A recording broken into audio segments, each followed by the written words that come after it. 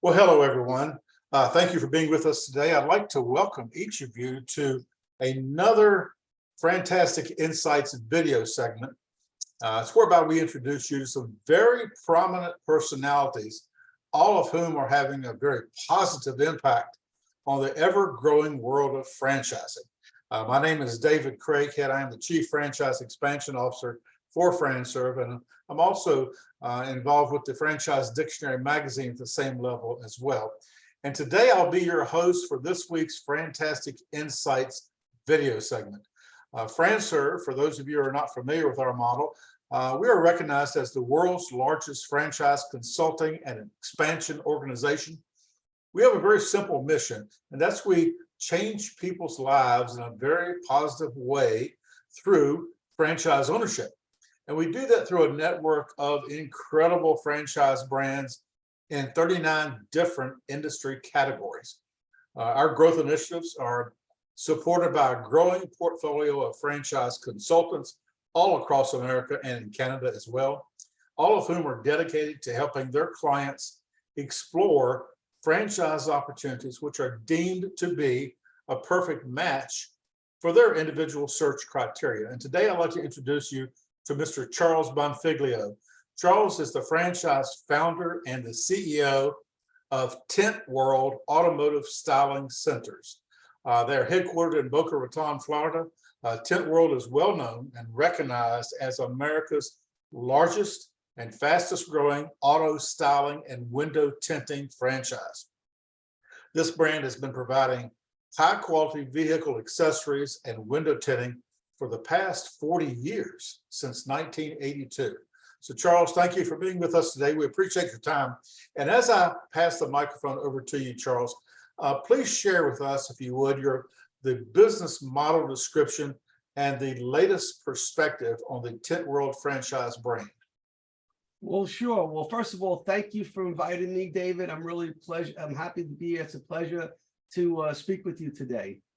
And a little bit about Tint World. Tint World started as a small shop in South Florida, a one-store deal in 1982. And not long after, I actually moved to Florida to find a franchise business for myself. But there was no franchise business in the aftermarket accessory business. There was mainly auto repair and some kind of maintenance.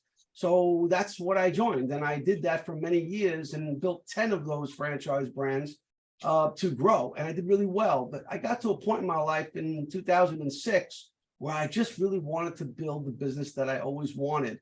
And at that point, it wasn't building a business. I knew enough about franchising that I wanted to build a franchise business that other people like me can buy, grow, and enjoy as I do. And so I bought the Tint World concept, had about 6 stores in 2006.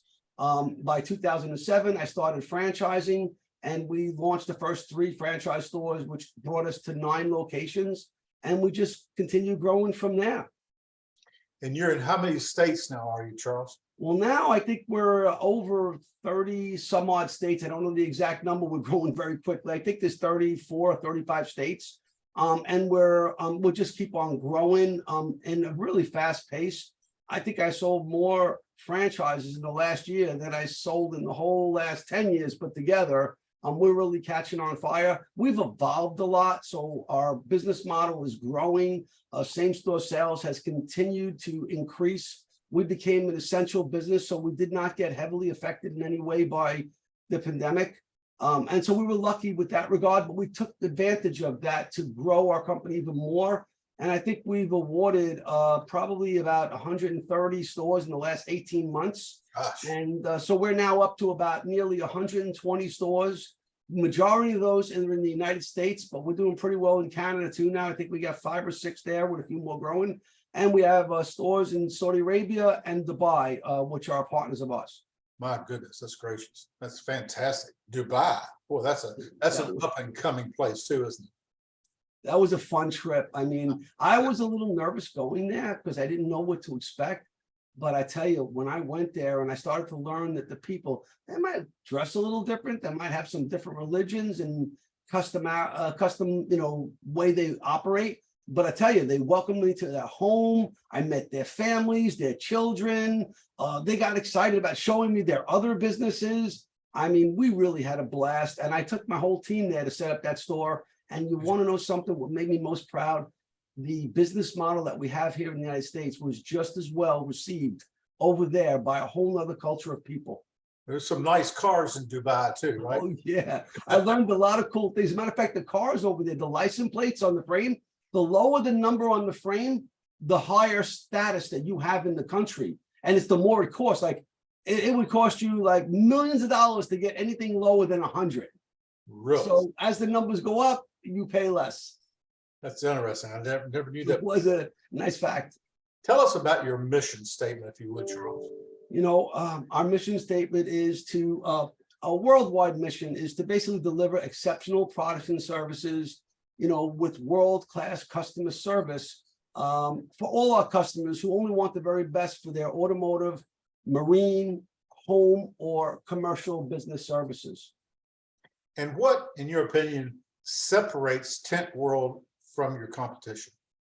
Well, I don't think I really have a lot of competition. There's always some niche of that overlaps a little bit, but one of the things that I built Tint World to be is a very unique model that has a broad variety of automotive aftermarket services. We also do most everything that we do for cars, we do for marine, for boats and yachts. And we also do window tinting and films for homes and office buildings. There's a lot of varieties to those films. They could be decorative films, they could be surface coatings, and they could be window protection, whether it be from heat or from even like storms, so things break in the window, because we can make them like, you know, nearly bulletproof the way we have the films. So it's a really interesting business how we can spread our categories. When I was a franchisee in the automotive shop world, I could only do the most amount of business that I can fit in the four walls of my business. And so I always wanted to be able to have the ability to expand.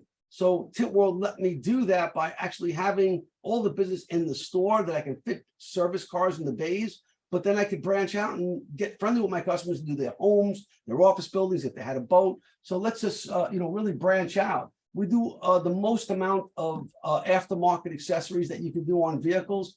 Everything from window tinting, paint protection film, ceramic coating, which is really replacing what wax used to do. I mean, it's very hydrophobic, so you don't have to wax your car ever again. It's very few coatings that you'll do to your car, and it stays well protected and it stays clean a lot longer. And then we do vehicle wraps. Sometimes they're for design for custom vehicles, color changes. Sometimes they're for a fleet account that wants their branding on there so they can have eyeballs on their vehicle to sell more services, like we do on our Tint World trucks. We also do mobile electronics, car audio, video upgrades, lighting, wheels and tires, suspension kits on trucks and Jeeps. So we do a lot of really cool things. There's a variety of them. There's about 20 categories of services. And so that's part of the uniqueness about our brand and the fact that we can do services outside the four walls of our business as well. Are all of those services that you just described, are they all available to the consumers in each one of your locations, or is that something they grow into? Almost all of the ones, if not all the ones that I've stated are available. There's some other ancillary services that our stores will do, maybe not right away, and maybe by geographic area. For instance, we do leather interiors. So if you have a car and you want to change out the leather interior, not every, you know, every store is going to offer that right off the get-go, but we do a search and we see what's needed in the area, and we'll offer it to franchisees to grow into those things, as well as something like spray and bed liners. Not every one of our stores does them. It's not really heavy demand for all areas, but we do the research, and different stores find certain little niches that are beyond. There's a lot more categories than the 20 categories we offer in the aftermarket world, but we offer the most popular and the hottest collection of brands and products and services. And then, of course, we'll grow from there based on market area. Sound like a one-stop shop for everything automotive. And that's exactly what it is. It really is. Okay. Tell us a little bit about the design metrics that you deploy as you create your territories. So that, you know, that one has evolved over the years. I know I started out picking off what other franchises were doing. They would give a radius territory around the store with a certain geographic population. And so I actually started with that. And then it evolved to wait a second, there's some differences here. Let's start doing competitive analysis. And one area with certain defined amount of population around it, and then another area with another population might be slightly different. But even if all is the same, one area might have more competitors of one or two or other services that we offered, and the other area might have none. So we started factoring other competitive analysis in there to see, what they were doing and what we should be doing differently. And then it evolved to where most recently in the last couple of years, we've signed on to use Buxton data. And Buxton, and the reason for that is we just didn't know how we can put a store in. What was the barometer? It's test and tune. I don't want to go too close to another store and then find out later I made a mistake. So that's when I contracted Buxton. I started way out of each territory. I start 20 miles apart and then work a little closer. If it's the same owner, I can go a little closer, but it really was never about the radius. It was a matter of, what's it going to do to not impact another store? And then it comes to how many can I sell? I had more people wanting to come into an area than I was comfortable with. So I had to get that data without taking a risk of hurting anyone, including our own self. So what I did was I contracted Buxton, and now I know I have comfortably, and I only told them to focus on stores that are capable of doing over $1 million. Because if I can know that I can start there, we can fill in gaps later on as population thickens. So we started there, and we have about 650 locations across the United States that we can fit stores in very comfortably, and they're above that threshold of $1 million. There may be some small markets that we can fit a lot more in, but I figured let's start here, and then we have another layer that we can go down, and we're finding a lot of them actually are way over $1 million, but it's just the capability. And what that does is that data, it tells us not only, what the population is, but who is our ideal customer, what's their mosaic customer identity, and then where are they? And then we can see where the pockets are. There's a lot of them, and there's a little of them. So we figured out what does it take to get a store over $1 million. And originally it was like 200,000 or 300,000 people would do it, but they're not all the same. So now we know exactly what it's going to take, where it's got to go, and where it's going to go to not impact another store. We've learned drive time, how long a customer is willing to drive to a store typically. For the majority of all our customers, we've also learned how far they're willing to travel. So all these things really gave us more transparency of who our customers are, where they're coming from, how long they're willing to go, what's convenient for them, and what's not going to, sabotage other locations by opening up another one. Got it. For the benefit of our consultants and franchise brokers, what areas of the country would you describe as really hot territories that you would like our help filling? Well, you guys are helping us fill everything all over the map, so I don't have to really ask you much more. And we're really in tune with your team. If they just work with our team, we're really good. The way we have it is we have a core 2-man team that's in-house as far as dealing with the customers. We feel a tighter, more more aggressive group, meaning that they're really there to work hard any time of the day to answer a call, answer a question. So we have a front person, which is Michael, and Michael's really good with giving people the initial information they want, understanding them, really giving a lot of answers of the upfront stuff to see if they want to go a little bit further. And from when they do, we then pass them over to Anthony. Anthony Foley is our director of franchise development. He's been with me from day one when we started franchising. So he knows as much about our franchise system as he needs to, including myself, because he's answered all these questions before. So we really are able to give the prospects a really good customer experience. And we like to say it up front, we can get you through this within 4 to 6 weeks. And then at that point, you can make a determination if this is a good opportunity for you. And usually if they go through that period, we have steps that we go through on their behalf to make sure that because some people call it, they don't know if it's going to take a week, if it's going to take a month. Some people have a lot of money, say, can I buy it today? They don't know the rules and what we require to do. So we just lay it out for them, and it takes the pressure off to know that we're just here to consult with them as friends. If they want it and they fit the profile, that's great. If not, we'd love for them to be our customer. Our job is to find the best franchise candidates for you. How would you describe what that person looks like? What is an ideal franchisee for Tint World? we have franchisees that come from all walks of life, whether they're from E2 visas or whether they grew up in the construction world or the banker.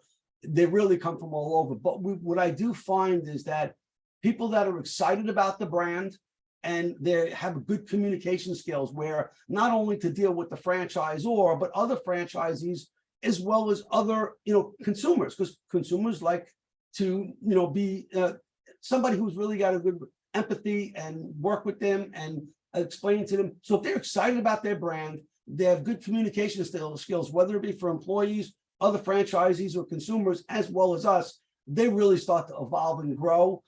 There's a lot of people that like cars, and that is one element. So you can say that they like our brand because they like cars, but they also have to have a good work ethic.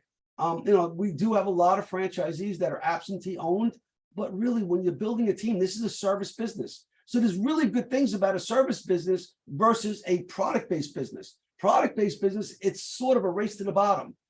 You can have a good product, something that you sell, but there's going to be other competitors that are going to keep that price level. But when you have a service-based business and you're unique, you can actually charge for the labor, the time, the products, and that allows you to be more profitable and really deliver a unique service. When you can do that, you're going to get a little bit more, you're going to be more profitable, but you really have to build your team. So we train our franchisees to build your team, and then your team will build your business. Whether it takes you 3 or 6 months to build that team, which is probably not likely, it's usually up to a year, or it takes you a little longer. A lot of it's got to do of how you build your culture in your business. I like to be very transparent with my staff. I like to train my franchisees to work with their staff and put some kind of a bonus or commission structure in place so they win when the business wins. And if we can keep that aligned, they can start backing off and not having to be in the business. They can work more on it and actually start expanding, whether it be other businesses that they want to open up, spend time with their family,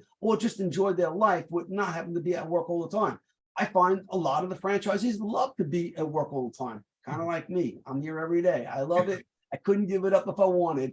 It's my hobby. It's my sport. But my sport is building a great system, helping other people be successful and get into that $1 million club. Well, Charles, we can certainly feel your passion. There's no doubt about that. Let me ask you this and we're about ready to wind down here, so I appreciate your very thorough answers. In fact, your answers are so thorough. A couple of my questions I had, I don't need to ask. You've already answered them. So let me ask you this. From the date of signing of the franchise agreement with Tint World until the ribbon cutting ceremony, typically, what does that time frame look like? It does range different for everyone. If we can find a location that we agree on with the franchisee that we can find pretty quickly, sometimes 3 months, and there's not a lot of build out where it really fits the mold of what we're building already, it could be 6 to 9 months open up, maybe less. But if they find a location that's a brand new construction build in a white box or a gray box, and we have to completely build it out, or if it's really hard to find certain territories, certain stores in certain areas, it may take longer. From the time they go, the build out is usually between 3 to 6 months, depending on how much build out it needs. So a lot of it's got to do with how quick we find the location and how much of a build out that it needs to get the store up to par and what it was like before. Sometimes we completely change the whole thing and it'll take longer. But I would say 6 to 9 months would be our target to get it in a really comfortable form. In the last couple of years, there's been some setbacks with building, construction, and supplies, which has slowed us down a little. But we're finding that that's actually coming back to what we're used to and growing quicker. Okay, very good. Last question that really is unique to your industry. What effect, if any, do you anticipate electric vehicles having on Tint World? That is another really good question. And I got to tell you, it's going to only be a good thing for us. It's not going to change it much at all.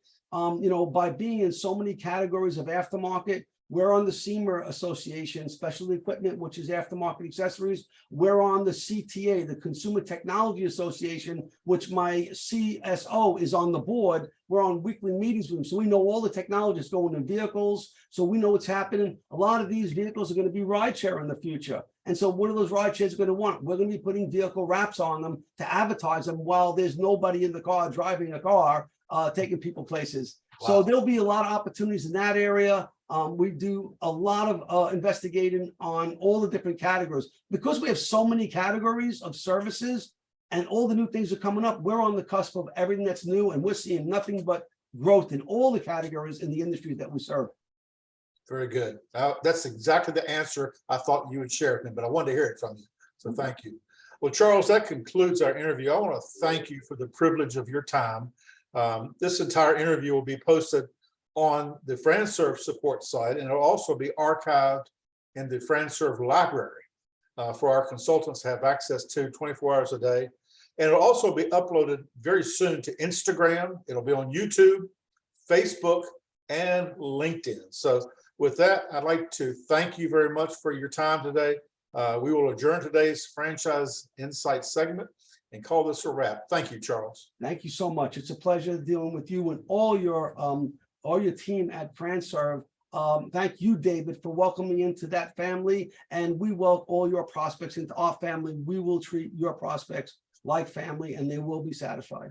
I remember the first time I met you, I said, that's a good guy. We need to get him into our portfolio. And Thank you, Charles. It really was true. Thank you so much. Take care. Bye-bye now. Bye.